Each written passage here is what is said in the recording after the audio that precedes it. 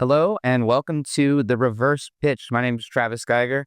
This is a format that we created that is meant to flip the script to put the startup founders in the role of the sharks on Shark Tank or the dragons in Dragon's Den, and the executives in the role that we're used to being in. I say we because I myself am a startup founder. I'm here to pitch something else. But before I do, I'm going to hand it down the line to these illustrious folks who will be grilling me about the idea. Thanks, Travis. I am Jonathan Gruber. I'm the founder of Loserball. We're selling a feeling. We're all about the joy of utter defeat. We're kind of like a reverse pitch. We're kind of the reverse of sports fantasy. I am Desiree Dickerson. I'm CEO and co-founder of Thunder, where we are building PvP skill games with perfected player liquidity. And Thunder was a recipient of one of the Starties last year. So, somewhat familiar with what Travis has got going on. Yeah, great to be here. I'm Joshua. I'm the co-founder and CEO of ChatBet. We are an AI bookie. We allow players to place bets directly within messaging apps or services such as WhatsApp. And with that opens up a brand new revenue channel for operators. All right. Thank you, founders. My name is Travis Geiger. I'm one of the co-founders of WagerWire, and I'm also a co-founder of the Starties, which is what I'm here today to pitch to you. The Starties is the first awards for startups by startups. That means that startups vote on each other to win. I'll tell you why. Doesn't it seem like whenever you're at one of those fancy schmancy awards at one of these big conferences, it's bad enough that they put you in the corner with the little foldable booth so that you feel like you're working someplace, but you're definitely not getting the kind of attention that $1 million can buy you. Same thing with the awards. They feel bought and paid for. They feel disingenuous. And the judges, you're basically sucking up to the same group of people all the time. But what matters to us and what mattered to me, and why I think Jesse and I, who's my co-founder, who's founded betting startups, what we wanted to do was put the spotlight back on the founders. And so the Starties, which had our first awards last year in New York, 9 categories, Desiree won coolest cap table, is meant to put that same spotlight that you might see a Sport Radar get onto the next Sport Radar. Because honestly, this grew out, we lost best technology to Sport Radar, and it makes sense. They have better technology. They're a public company. We're 3 guys from the couch that are doing pretty good, and we're on our way, and we need that little boost. And so if they're not going to give it to us, and I say they, the establishment, we'll give it to each other. And so the idea is to uplift and create a sense of community. Now, the cool thing about the Starties is if you apply when it's just a 1-minute pitch to camera, a 1 paragraph about your company, no data gathering, which is what these people are doing. They're secretly selling your applications as part of their enterprise software. I don't know if I'm allowed to be saying this. But what we do is we try to create a community. And so when you are nominated and you win, you become a member of the Starty Academy, which is modeled after the Academy of Motion Picture Arts and Sciences. So you become a voting member, and the next year you'll vote on the next class of winners. We also develop a mentor program. So the startups that have become more than a startup and are in their growth phase can help reach back down and pull other people up. Because at the end of the day, we're really not in competition with each other, even people with a similar idea. We're in competition with how hard it is to actually break through the noise. So that's my pitch, founders, and I'll send it down the line for you guys to pick it apart. Well, the idea is great. I had two thoughts. Number one, who's funding the Starties? Because we're all looking for funding just for our ideas. So how are you getting the funding to put it on? And then to your point, it's hard to break through. How does the Starties break through all the noise in addition to, all the startups themselves? Both great questions. So to answer the last one first, we're bringing a vibe that's genuine and honest, and that's just inherent in how we've built it. So everyone here has an entrepreneurial spirit. We all want to lift each other up in the first place, and that's infectious, actually. And it gets the attention of people that maybe have been beaten down by this industry, have maybe been in it too long, and they want that spark. They actually need that spark. It's part of the innovation that's going to drive them to not stagnate, not calcify, and to continue to be a growth company, even if they're a public one. So where does the money come from? Actually, I mentioned Sport Radar beating us as the genesis for this. They were one of the sponsors, Sport Radar Innovations Hub, right? And so credit to the big companies paying it forward. Also credit to Optimove. Our title sponsor is eBerg Capital, VC, Roger Ehrenberg. We also had GME Law Group. We had a few others fill it in. These are what startups actually don't understand is we're I wouldn't call it a mark, but we're the customers for a lot of these people, whether it's CRM, whatever it might be. So there's a reason for them to want to get in front of us because we have buying power. Every one of the founders here, we have power of the pen. We're going to choose our services. So there's service providers, but then there's also innovation funds, innovation hubs like the Sport Radar or Future Setters. Awesome. Awesome. I guess my question, 2 questions, or maybe I'll just do one, is like, how do you measure success? Like, what is your North Star metric? Like, and then, yeah, what is like kind of the revenue model? Yeah. So we measure success by the success of the people that are a part of the Starties community. So if the companies that are part of the community are successful, we feel like we're successful. And in fact, we're trying to do what maybe some of these other companies do and work together and get big together and even share resources, because we might have extra bandwidth on social media influencers. You guys might have extra bandwidth on tech build, and we could give you marketing for some dev time, things like that. So that creating that kind of collective cooperative is key, but that's ultimately the success of the founders and the companies that exist within it.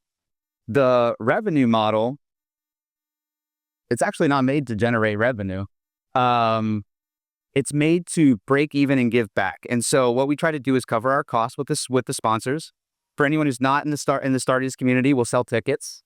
And at the end of the day, I think that's exactly why it's going to make a lot of money. I love that. It sounds amazing. I think from my perspective, I've been in startups my whole life, 20 years of growing B2B SaaS startups, and I also give back. I've several years of mentoring for Techstars startups through the accelerator program, and you see a lot of B2C startups. And what I also learned from other founders and entrepreneurs that are also mentoring together with me is that they always suggest not to go B2C, to go B2B, where other companies have those communities and you can take advantage of that. So I'd love to know more about what or how you're building the community through these partners that you're working with. So it's a great question. And it's funny that you should mention B2B, B2C. As we all build our cap tables and as advisors circle around, and you know this being a mentor, a lot of people have their own opinions. And if I'm to guess, knowing you a little bit, your opinion is to probably follow your own compass and do it and do what you feel is right, but always take into account the different perspectives. And so I think we're the ultimate B2B in some ways, because everyone who's a member of the Starties has their own company. And so that's one level of B2B. We're also B2B with the sponsorships I was mentioning. And I think that B2C is very hard. And so as you hear that from advisors, people hear that they can be capital intensive unless you have an angle, unless you have a hack, something special. But I think it's totally doable. And so sometimes you need support to do that. And so it's kind of like B2B supporting B2C and B2C creating attention and putting that spotlight. And I say that because sometimes those companies are better at marketing. B2B, they're better at something else. And this is why I think we're all stronger together. We can be additive. And then that would be the utopian ecosystem that we'll get close to building and we'll probably fail along the way. But I think that's why we're in the middle of a true startup journey. So in this journey of yours for the Starties, this particular, I don't want to harp on the fact that I said we're going to fail, because we're going to succeed again. And we all win, no matter where we are. It's hard to be up here, by the way. I can't believe. So Paris Smith, sorry to cut you off. No, it's all good. Harris Smith, Alex Tomic, we had David Carruthers up here. I'm stressed out, and I invented this format. So I'm going to give you an easy question. I'll go easy on you. It's a year plus of the Starties. Let's just talk about that aside from all your other things that are going on. What have you learned on the journey? You know, here you are today. You had an idea, and it's proof of concept. You've done it. What have you learned now after the first year, going into the second year, that you're like, wow, I wish I knew that a year ago? Well, I would say that it's renewed my optimism. Like, I get energized by you guys. Like, I think we all get energized by each other. And then when you go back to your office into the humdrum day to day and it's just no flying at you, it's nice to know that you're not the only one in that position. And I think that oftentimes, just psychologically, that encouragement to carry on can awaken that thing that was in you all the time. But we need to be around each other because we have a shared energy. I'm wondering, like, how does this scale? Because, I mean, there's so much Travis built into all of it. And it's such a reflection of you. I feel like in your experience, it is a shared experience of, being a founder, but like, how does this scale? I know there could be more events coming, what does the future look like? So Jesse and I are committed to focusing on gaming and making it the best it could be, but I think that startups everywhere are in the same position. I think it's true of video game, any sort of tech. It's true of even restaurants that like everything. A lot of the things are a startup. So I think that to answer that question directly, it's scaling in other industries is how you would have a venture outcome. Scaling within this one, if we could all eventually help each other in a way that gives each other even stake in each other's outcomes, we divide our risk of any one company failing. And if one of us succeeds, we could all succeed. I'll tell you why I went down this rabbit hole in the first place is before WagerWire, which is a company with Zach and Guy that I founded in California, the secondary market for sports bets. I spent 10 years in Hollywood. We all met at UCLA. I went to film school. I worked on movies that have been nominated for over half a dozen Academy Awards, worked with Steven Spielberg and Quentin Tarantino. Just pick those names up off the field. Fight. Keep them in the bucket. And the movie industry has its own challenges. In fact, I'm here because I couldn't make money doing it. I had to make money doing something else because I didn't want to compromise the art of what I was doing with the fact that I needed to make money doing it. And I was seeing these compromises coming at me. In my dream of dreams, I come back with a bag of cash and I've have renewed leverage. But I would say that is that spark of creativity of bringing something to life and doing it with a group of people and all having a shared goal and vision. That is when you go out to set a movie from script to screen, that's the mission. This is kind of my mission now, except it's not a movie. It's real life. It's playing out in real time in venues all across the world. We're here in Barcelona. We were in New York. Maybe we'll be in London. And it's actually exhilarating. I think what appeals to me is your story. Sorry, go ahead, Josh, and I'll jump in out. Okay, no problem. So we're all loving it. It sounds brilliant and super exciting. We're bouncing off each other. I'm feeling the energy. Energy comes from speaking with people. Ideas come with speaking with people. How do you stay resilient, keep your North Star, and not pivot so much that you basically lose focus of that North Star? It's a great question, and it speaks to, and I'll be honest, the balancing act of having a startup that's our true mission and having this, which is a part of a bigger mission. Our North Star comes from, I think, inside of ourselves. We all have a value system that we're not willing to compromise, and I'm really heartened by how shared that is, whether it's the hustle or doing things right, treating people the right way. And so our North Star is really our core values. And then to your other point, getting that community in the same place at the same time. Right now, we're all scattered across the conference hall. What we're going to try to do more is events that aren't just the awards. They're networking events, they're collaboration events. That's kind of where we're going to go next. If anyone is out here who wants to help the startup community who's watching this would like to be it's also a great way. I had an adversarial relationship with Sportradar after having lost Best Technology and after having tried to close an investment with them for 2 years. But they opened up their wallets so quickly to this idea. And shout out to Javi. I was so happy to see them supporting this community. So that gave me a lot of hope that people see us, even if companies aren't an exact fit for them at that time. So you're a storyteller. I'm also a storyteller. Oh, yeah. I'm a documentary filmmaker. Yeah. Thank you. We've won awards. I can't drop Steven Spielberg and Quentin Tarantino. I can drop other types. You really don't know who I am, though. I just worked with them, Who's that guy? Travis. Bring the donuts. So in the background of a couple of minutes. Nice. So is my mom. So we'll have to. Yeah. Let's here we go. Geiger's in the Screen Actors Guild, right? Yeah. So what's the story of the story? You talked about, I'm in nonfiction, you're doing more fiction, scripted. You have a beginning, a middle, and an end. So what's the story of the starties? And then kind of combine with that, how do WagerWire and the starties kind of help each other? The story of the starties is actually one of success for the entire industry. And I think it ties with WagerWire, which is a novel idea. Resell a sports bet on the secondary market. We don't have to get into that right now. But this industry is at risk of atrophy and calcification. You walk through the land-based hallway right now, it's not a good sight, right? You got a lot of people that their first instinct is to fight innovation, whether it was DFS, whether it was sweepstakes, whatever it might be. And now there's a weird taste in their mouths about prediction markets. That's not how capitalism works. That's not how innovation works. That's not how true startup culture works.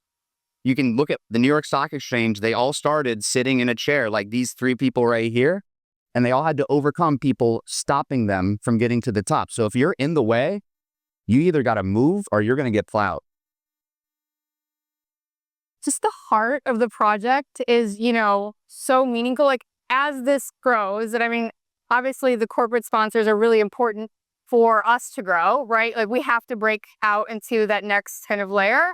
How do you kind of keep that like kindred spirit alive? Like, as more corporates come in, as, this thing grows, like, how do you keep like your vision alive as this? Well, the idea is I want it to quickly grow outside of the vision that Jesse and I had and become a collective one, right? So I want to triangulate everyone's ideas and make sure that all of our values are aligned, because this isn't about me. It's not about betting startups. It's not about WagerWire. It's really about us creating that community and that movement, working with the really, really smart and great people that have gotten this industry to where it is and helping them take it to the next level. And then, having success outcomes for ourselves. I've got many things to ask. I think, this is a reverse pitch, and often when you're getting interviewed or interrogated in circumstances, that a common question is, what's your evaluation? And then you don't even answer it, and everyone's replies, it's too much. So how are you focused on keeping your revenue model, your business model, in line with where the industry is? For example, like at the beginning as a startup, we were like, well, let's just have performance-based and take a percentage of GGR, for example, because it's performance-based. It's no win, no fee type. But you think that it's a common business model that everyone understands, but yet there's only so much percentage that can be shared around in the pot. So now we've moved towards a SaaS business model, because that's what we are. We're a SaaS platform. So do you see your business model sticking to kind of just covering the costs? So at the end of the day, the more effort and sweat you're putting into it, the more time you're putting into it, and that's taking time and effort from your other paid jobs. So do you think that your business model is going to change over time, and how will that correlate to the, if you like, the valuation of the company? It's a super smart question, right? So right now I'd say the valuation is priceless. Although there is a number that we were offered investment at, and we decided that it wasn't the right idea to take outside capital, because we wanted the stakeholders to be the startups themselves. Our original founding members of the Startup Academy, which has now grown since the last year, Desiree's in it, it was 10 VCs, right? And then it was 30 founders. But there's no equity holders in the company yet. We go just through the sponsorships of the events. In the future, if we were to take outside, money, it would be probably from an accelerator or somebody that'd be willing to give back to the entire community. It would be something that would be in it for everyone. We do have costs to cover. Of course, there's hard costs with venue. We haven't been paying ourselves for labor. I think that whatever we do, the key is to be transparent. And that goes down to the voting too. There's ranked choice voting. It's all transparent, because the problem with a lot of these things that makes it feel phony is the lack of opacity. So committing here, sorry, Jesse, I know we haven't fully talked about this, that every move that we make will be transparent to the members of the Academy.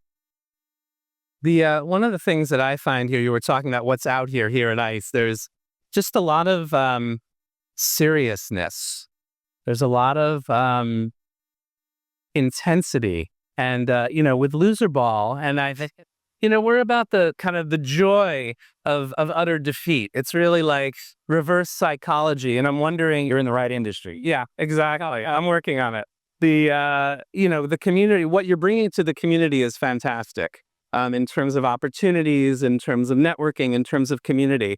But the feeling, how can you or we, bring a little bit more joy or delight to what we're doing as we're going through this process, instead of the just like intensity of value and valuations and things like that, because it's about the journey, not just where you're ending up, in my opinion. Yeah, so this is something I worked through with my psychologist twice a month as well. That's what I'm here for. Tell me more. But you guys all bring something different. I mean, from being a mentor to, being a golden tie winner with the coolest cap table, getting stuff for Craft Ventures, being a documentarian. We all have our own unique lives and perspectives, and that's what makes a good board. What makes a good executive team, and that's what makes a good community is different perspectives, and everyone will bring a different energy, and sometimes that person's energy will resonate with you at the right time. Sometimes it'll go right past you and on to the next person, but if we have enough of us triangulating that, I think we can stay in that mental mindset we need to be innovative and break the mold. I have a question that I really hate. I'm getting to wrap it up, and it's not because I know this is going to be hard. Sorry, how long do you have? Sorry, this. They say. For me, I get asked this question all of the time, and I feel like you have like two things you're juggling, but like I get also the time as like a woman and a mom, like how are you handling this? How are you juggling this? So how are you juggling both of your babies between WagerWire and the Stardies? Number one, I'm really sorry that you get asked that question. It's ludicrous, and stop asking you that question. Stop it. The short answer is I think we're doing pretty good. We look good. And we hope to do better. Yeah. I remember when I was in a different industry, connected, it was called Adweek. And the person that led it went around to each different country, and it was about community, right? He wanted to have advertising week running at the same time of the year in multiple countries. And so he looked at inspiration to have someone in each country in order to build the community. Have you thought about doing something like that, where you're looking at doing something in New York and then maybe doing something in London, Berlin, Tel Aviv, all at the same time? And then, you see these ads where these tunnels are connecting different people with different cities. And so, I'm brainstorming with you here. This is what I love, right? This is why we have this community, because I think that that's a really interesting idea. And that's something that I totally consider, right? Because you have that experience with Adweave. And I think the Stardies could grow into that. So that's a perfect example of why this is a collaborative effort. And just to reiterate, like Jesse, Learmont, and myself, we're just here to build people up. I'm a big believer of karma, even karmic debt building up. And if this can get us, karma neutral or karma positive, then that's our reward. I'd bring you that namaste. All right. Thank you guys for watching. Thanks for coming to ICE. Thanks to Robin for giving us the stage. Thanks to Becky. Thanks to Sophie. Thanks to everyone at ICE. Jamie. Everyone's been great. There's not a lot of people that would give startups the stage to do this. And this is the beginning of, I think, the movement we've been talking about. So thanks for watching. Thank you. Yeah, everybody. Thanks, buddy.